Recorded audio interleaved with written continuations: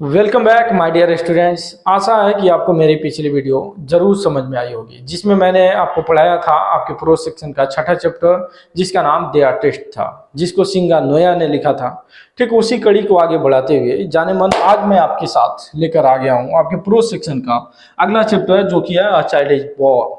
और एग्जाम का दौड़ है, बच्चे भाग दौड़ में लगे हुए हैं, तो हमारा एक छोटा सा प्रयास। और आपको पता होता है कि किसी भी चैप्टर का एमसीक्यू कराने से पहले आपको एक मेरी छोटी सी कमेंट्री से गुजरनी होती है, जिसमें जाने मन मेरा प्रयास होता है कि इस पूरे चैप्टर का निचोड़ आपकी भाषा में, ताकि आपको जब भी एमसीक्यू इसका मैं कराऊं तो किसी प्रकार की दिक्कत आपको ना हो और मुझे समझाने में सहूलियत हो। जो भी क्वेश्चन बनते हैं वो क्वेश्चन जो है आप पढ़कर आसानी से समझ जाएं। डेट्स वाई हम आपकी भाषा में जो है इस चैप्टर का पूरे चैप्टर में क्या क्या बातें हुई है इसका निचोड़ लेकर आते हैं। तो आइए बात करते हैं बगैर बातचीत किए हुए। ये जो कि आप देख पा रहे हैं, ये दिखाई जो दे रही हैं, इन्हीं के द्वारा इस चैप्टर को लिखा गया है। और थोड़ा सा ये हमारा मिसिंग पार्ट है, यहाँ पे जो देख पा रहे हैं सिंगा नोया। हालांकि इनके द्वारा आपका प्रीवियस जो चैप्टर, जो पिछला चैप्टर था द आर्टिस्ट, उसको लिखने वाले सिंगा नोया थे, लेकिन इस चैप्टर को लिखने वाले सिंगा नोया नहीं है। इस चैप्टर को लिखी है एक महिला, जो कि आप देख पा रहे हैं, इनका नाम है जर्मन ग्रियर।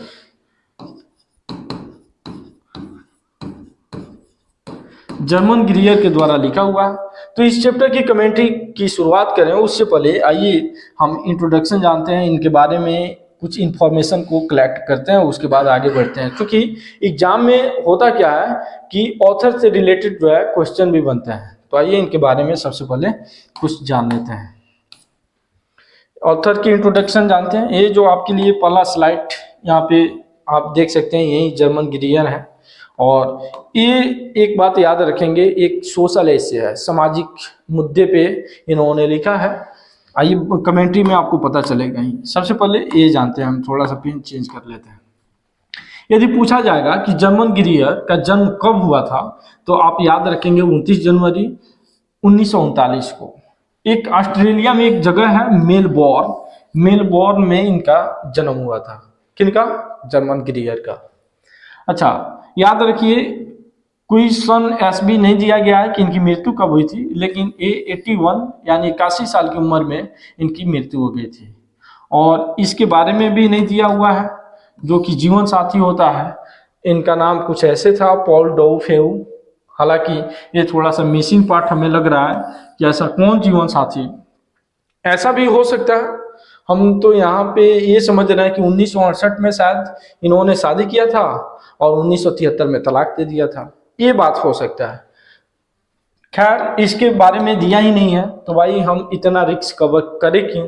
लेकिन आप जान लें इनके हस्बैंड का नाम, इतना ही जान लेते हैं काफ़ी है। वर्क्स ऑफ डिपार्टमेंट, एक किस किस विभाग में इन्होंने काम किया था आइए जानते हैं। तो फेमिनिस्ट राइटर थी, याद रखेंगे, फेमिनिस्ट राइटर, ऑस्ट्रेलिया की फेमिनिस्ट राइटर। अब फेमिनिस्ट होता क्या है? तो फेमिनिस्ट का मतलब होता है नारीवादी, यानी नारियों के बारे में इन्होंने जो कुछ भी लिखा है, ज़्यादातर नारियों के बारे में इन्होंने लिखा है। डेट्स वाई इनको फेमिनिस्ट राइटर कहा जाता है। फेमस वर्क, ऐसा काम जो इनको फेमस बनाया, तो ये आप देख पा रहे हैं, जो इनका पहला बुक था द फीमेल इनॉन्च, ये पहला बुक है जो इनको फेमस किया। उसके बाद इन्होंने लिखा सेक्स एंड डेस्टिनी नाम से कोई बुक, यहाँ पे आप देख सकते हैं। उसके बाद तीसरा बुक इन्होंने लिखा the politics of human fertility. उसके बाद द चेंज। ये सारा बुक है जो इनके द्वारा लिखा गया और इसी की वजह से ये फेमस हुई और हम भी पढ़े थे। और आपके सिलेबस में जो दिया है अ चाइल्ड इज बॉर्न, इसके बारे में ये एक सोशल एसे है, याद रखेंगे। कैसा एसे है? सोशल एसे है। और पिछला जो आपने पढ़ा था वह एक साइंटिफिक एसे था। ठीक है, तो आइए आगे बढ़ने के सफर में सबसे पहले ये जो क्वेश्चन स्टार्ट हो रहा है, इसके पहले आपको मेरी कमेंट्री से गो थ्रू होना पड़ेगा, तब ये क्वेश्चन सारे समझ में आएंगे। तो ये जर्मन ग्रियर जो है इस चैप्टर में यह बताती हैं कि इस चैप्टर में कंपेयर करते हुए उन्होंने वेस्टर्न कल्चर को और ईस्टर्न कल्चर को, कि इसमें बच्चे जो है कैसे पैदा होते हैं, बच्चों के पैदा होने के बाद अलग अलग सोसाइटीज़ की क्या रीति रिवाज, क्या कस्टम्स होते हैं, इस पे इन्होंने जिक्र किया है। और मेरा प्रयास होता है कि छोटे से वीडियो के जरिए जो है ये पूरे चैप्टर को जो है समाप्त किया जाए। कम समय में बच्चों के पास समय नहीं है। यदि साइंस स्ट्रीम वाले बच्चे हैं तो उन्हें मैथ फिजिक्स केमिस्ट्री बायो ये सब पढ़ना होता है, तो इंग्लिश और हिंदी पे बच्चे कम ही ध्यान देते हैं। तो मेरा प्रयास उन्हीं को टारगेट करते हुए कि कम समय में एक कमेंट्री समाप्त हो और इस पूरे चैप्टर का निचोड़ भी आपको पता चले और पूरे चैप्टर का एमसीक्यू आप आसानी से करें। तो ये जिक्र किया इन्होंने कि वेस्टर्न कल्चर वाले जो लोग हैं, मतलब वेस्टर्न कल्चर जहाँ पे देश आ जाता है अमेरिका और यूरोप जैसे देश आ जाते हैं, और ईस्टर्न कल्चर जहाँ पे पूर्वी देश बांग्लादेश और भारत जैसे देश आते हैं।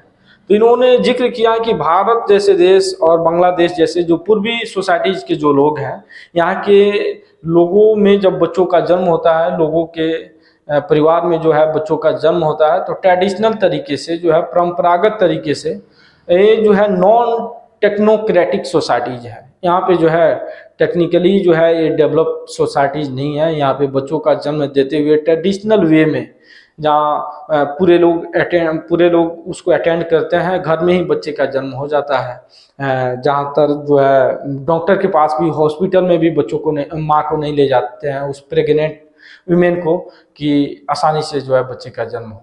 और इसकी वजह से मोर्टेलिटी रेट जो है अधिकतर है, ज़्यादा है, मतलब माँओं की मरने की संख्या और बच्चों की मरने की संख्या ज़्यादा है। लेकिन वहीं यदि बात करें वेस्टर्न कल्चर, जहाँ पे यूरोप और अमेरिका जैसे जो देश आते हैं, इन्होंने बताया कि वहाँ पे जो है टेक्निकली एडवांस सोसाइटी है। वहाँ पे जो है बच्चों का जन्म होते समय काफ़ी सारे मशीन होते हैं, डॉक्टर्स होते हैं, और डेट्स वाई वहाँ की मोर्टेलिटी रेट जो है बहुत कम है, ना के बराबर है। हालांकि अब जो है इस बात को हम भी कह सकते हैं कि हम भी जो है काफ़ी टेक्निकली एडवांस होते जा रहे हैं धीरे धीरे। आज जो है मोर्टेलिटी रेट जो है हमारे यहाँ भी बहुत कम है, जहाँ माँओं का जन्म जो है बच्चों का जन्म देते समय माँओं का मौत जो है नहीं होता है, बच्चों का भी मौत नहीं होता है, बहुत कम है, ना के बराबर है। धीरे धीरे इसको हम भी एडॉप्ट करते जा रहे हैं।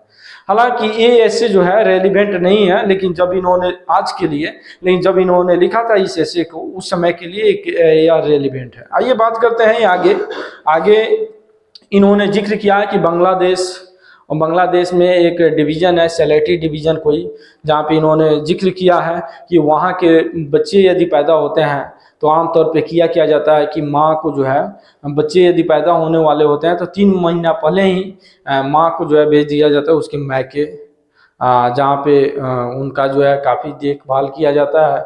वहाँ के लोग जो है इस तरीक़ा से देखभाल करते हैं कि ये प्रोसेस जो माँ जो प्रेग्नेंट है वो दूसरी बार भी बच्चे को जन्म देने में तैयार रहें।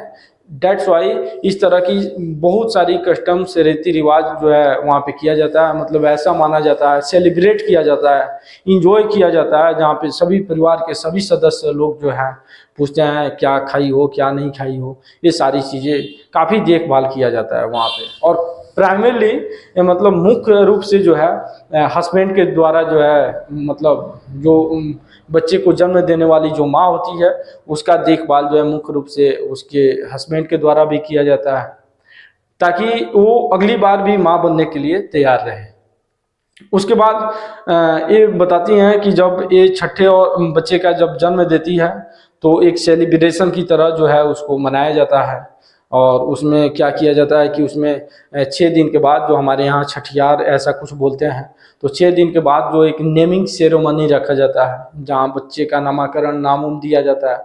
उस दौरान जो है बहुत बड़ा भव्य आयोजन किया जाता है, जिसमें अधिकतर महिलाएं होती हैं और लड़कियां होती हैं, और उस महिला को जो बच्चे को जन्म दी है उसको माला वाला पहनाकर, हल्दी वल्दी का माला कुछ पहनाकर जो है इस चैप्टर में ही जिक्र किया इन्होंने।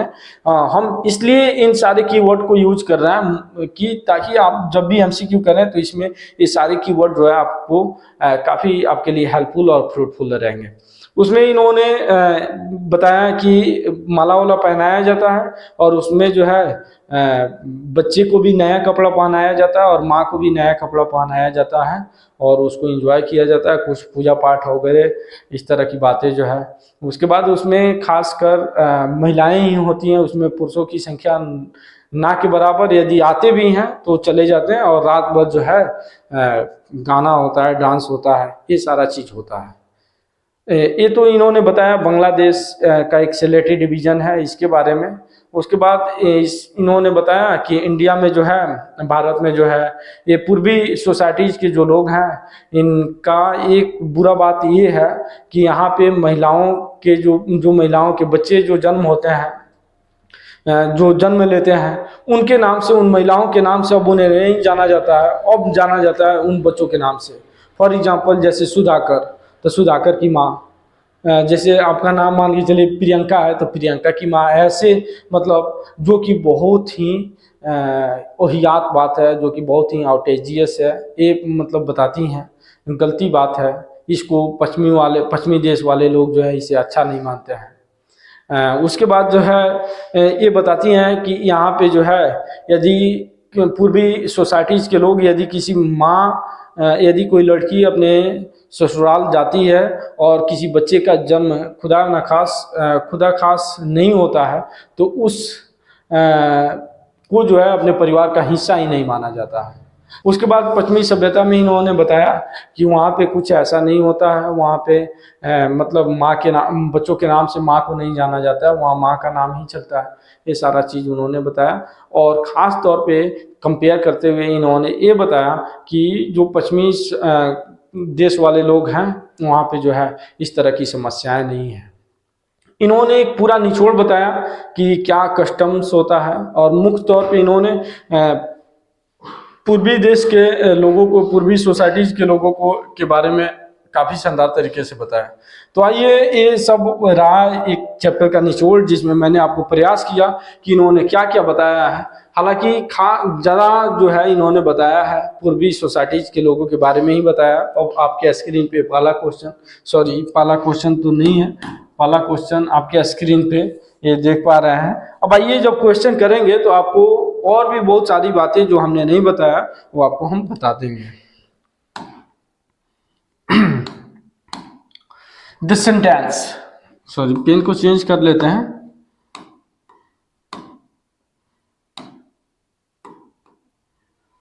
The sentence, in many societies, women still go forth from their mother's house at marriage to live with mother-in-law has been taken from। मतलब इस सेंटेंस का मतलब समझिए पहले ध्यान से। बहुत सारे सोसाइटीज में वुमेन जो है आज भी जाती हैं अपने घर से, अपनी मतलब शादी करने के बाद जो है कहाँ जाती हैं, अपने मायके जाती हैं, और किसके साथ रहती हैं, अपने मदर इन लॉ, अपनी सासू माँ के साथ रहती हैं। ये लाइन कहाँ से लिया गया है, याद रखेंगे। India through a traveller side नहीं, भारत इज माई होम नहीं, a child is born, yes a child is born ऐसे लिया गया है। समझे क्या।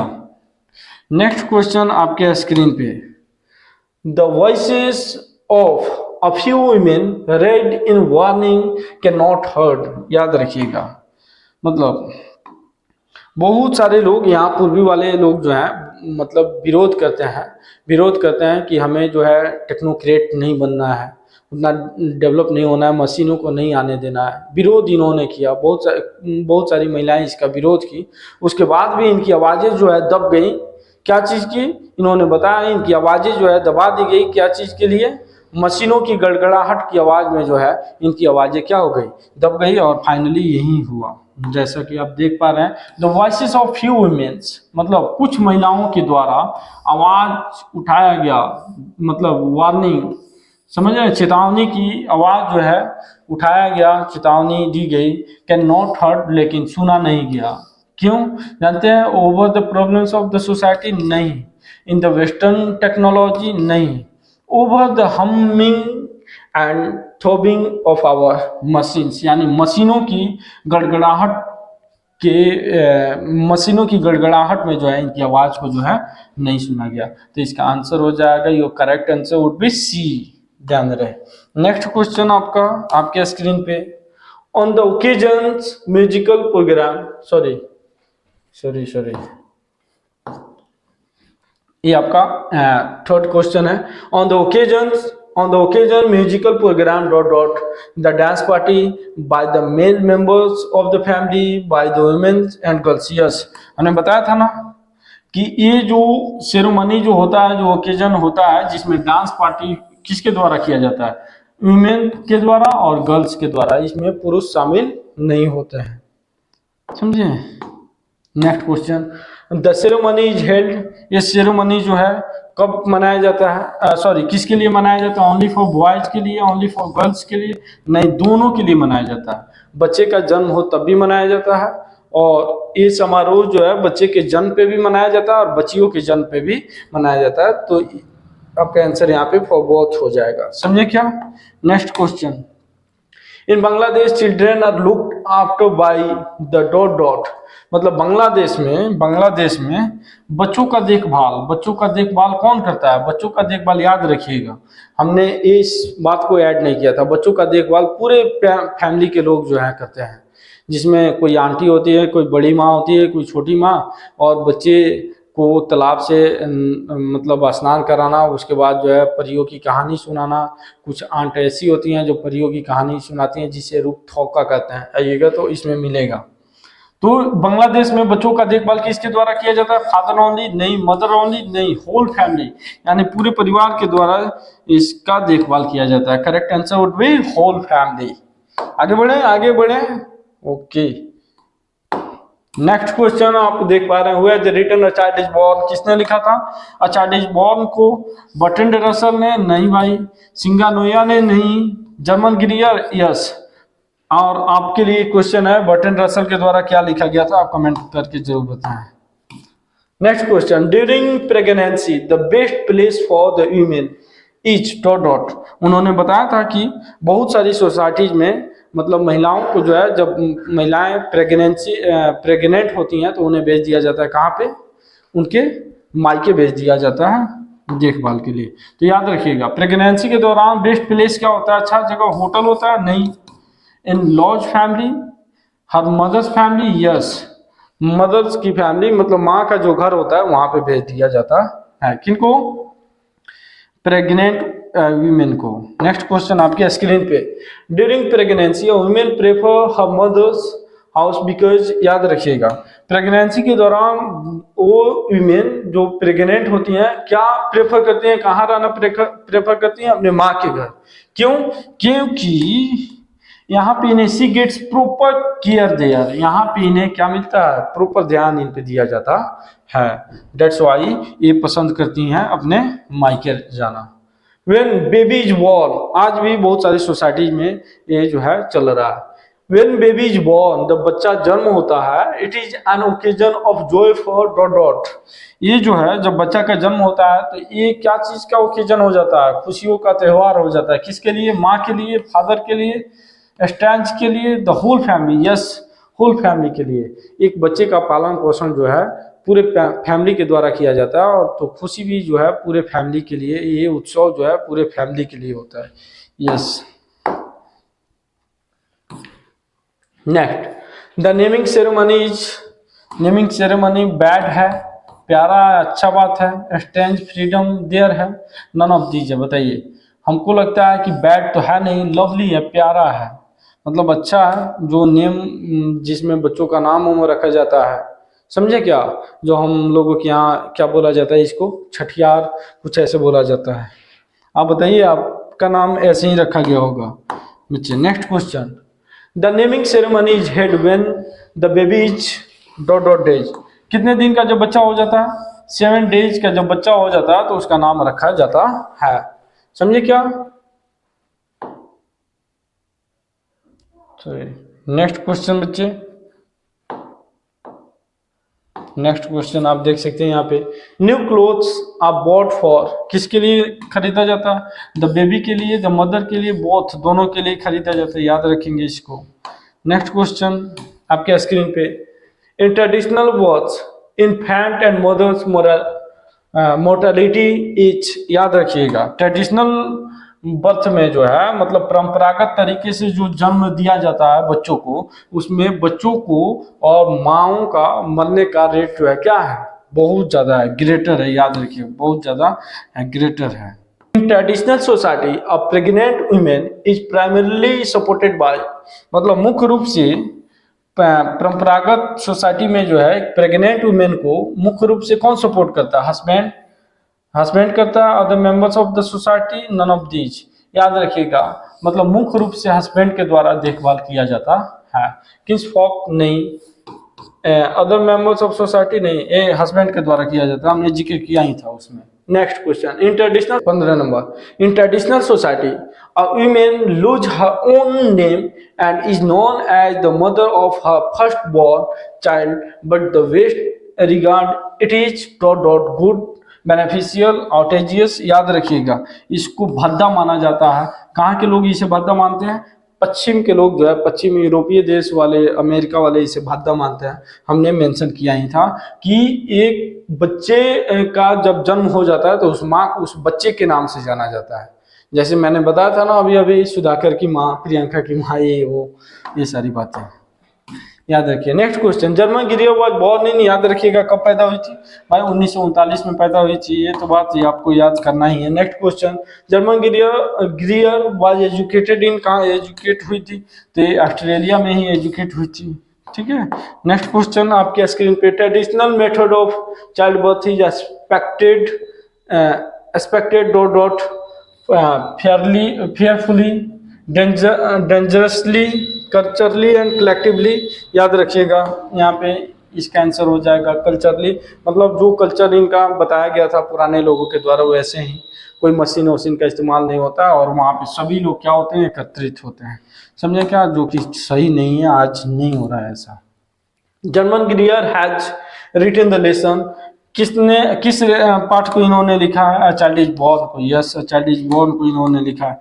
नेक्स्ट क्वेश्चन आपके लिए, a dot dot women has to observe various taboos rituals and customs. कैसी महिला को जो है, मतलब बहुत सारे चीज को ऑब्जर्व करना होता है, ताबूज, बहुत सारे कस्टम्स, रीति रिवाज को फॉलो करना होता है।